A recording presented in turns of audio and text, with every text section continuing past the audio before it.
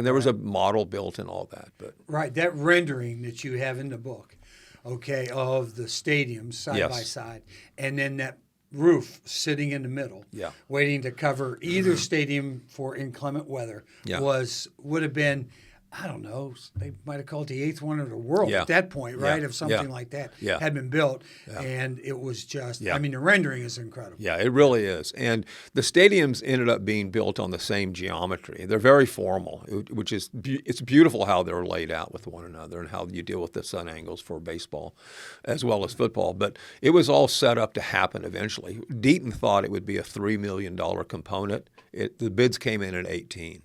And I think in some fashion, contractors had no idea how they were going to build something that big. Nothing had ever been tried or built like that. There was the architects had nowhere to look to say, oh, they built one of these in wherever.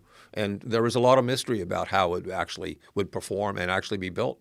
Yeah, and the other thing is the weather here.